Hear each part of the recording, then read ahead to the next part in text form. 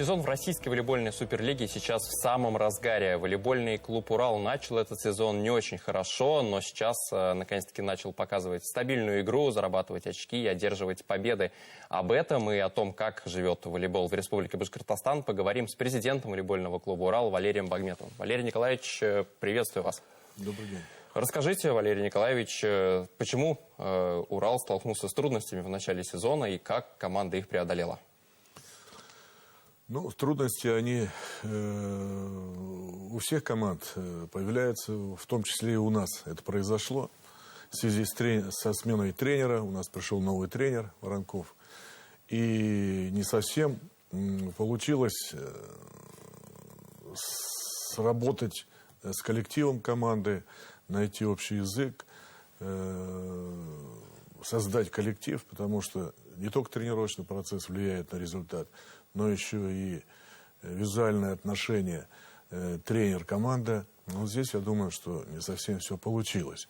И потом у нас состав был обновлен в этом сезоне, и нужно было найти, нужно было время, чтобы команда сыгралась, друг почувствовала друг друга. Ну вот, наверное, начало сезона, вот эти два фактора и сыграли роль, что команда проиграла командам, которые мы должны были выиграть. И потом, когда пришел другой тренер,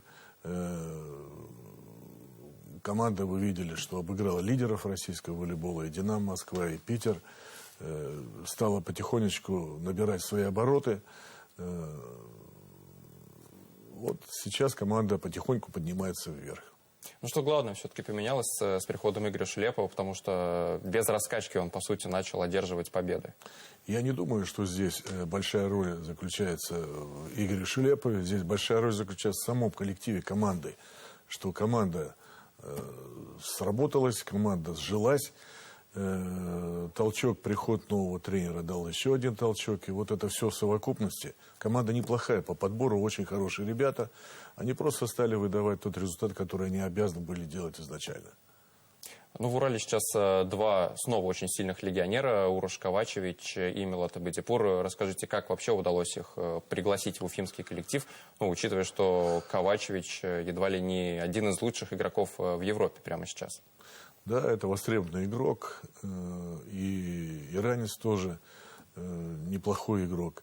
Но это менеджмент, это наш менеджер провел таким образом работу, что эти люди появились в нашем коллективе. Я бы не сказал, что основные они лидеры в команде, потому что здесь весь коллектив принимает участие в результате. Явно того, что кто-то из них выделяется, я бы не сказал. Но они сработались, они сжились с ребятами, с российскими игроками. Создался неплохой коллектив.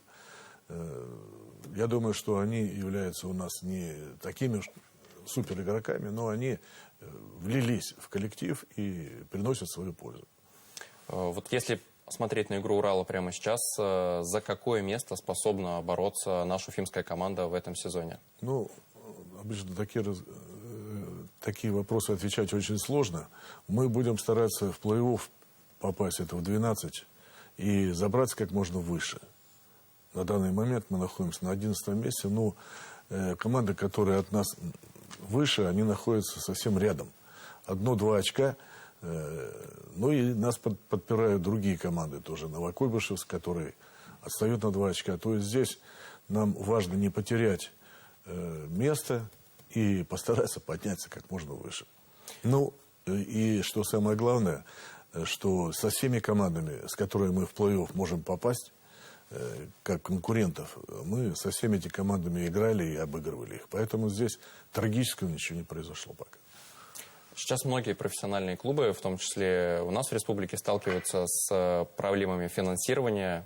Что в этом плане у волейболистов? Ну, это сложный вопрос, но у нас нет никаких вопросов ни к кому. Мы работаем и живем с тем финансированием, которое нам дают.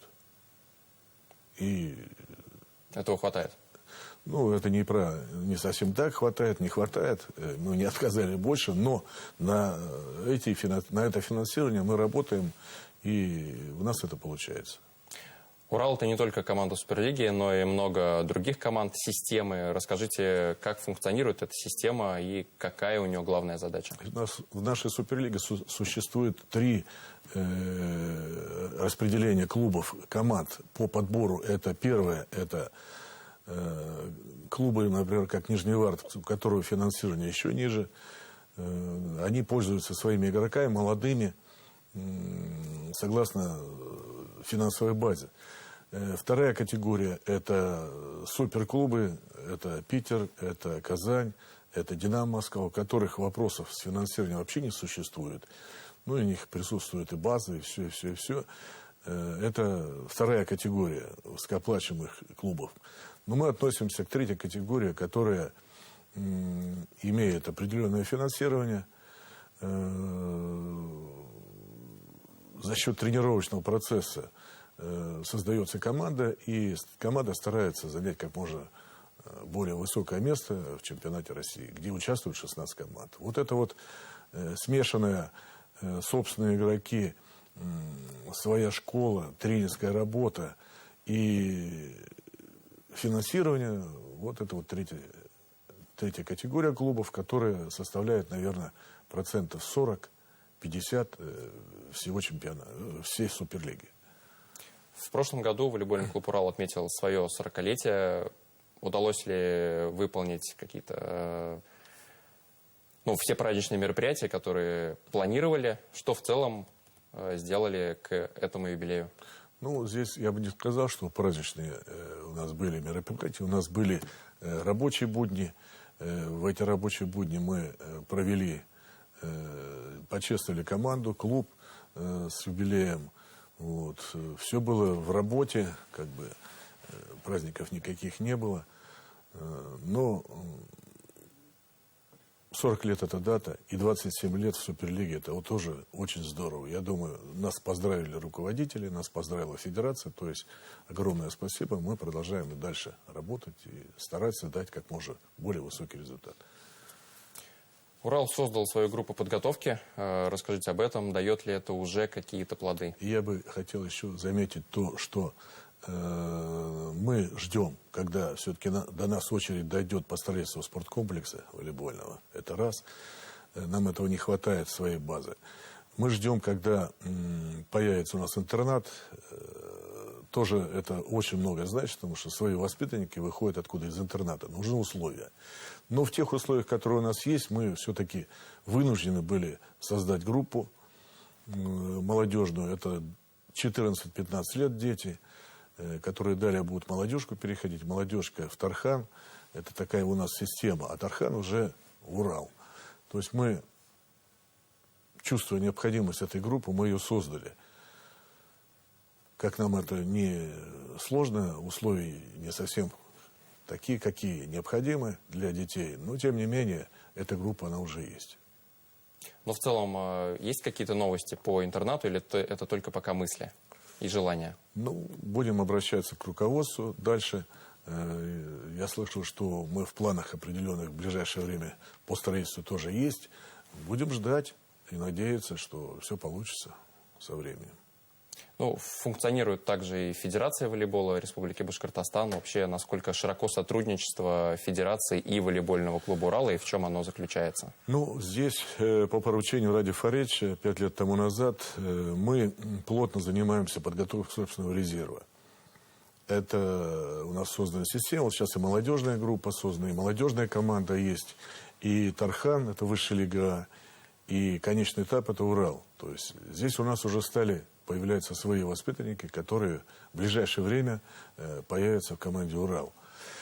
И хотел бы заметить, что основная тоже была задача – это сплочение массового спорта нашего с мастерством, с командой мастеров. То есть мы постоянно после игр российского чемпионата разъезжаем по нашей республике и с мастер-классом, с показательными играми, выступлениями. Тем самым мы привлекаем население, особенно детское население, к регулярным занятиям волейболом, в частности.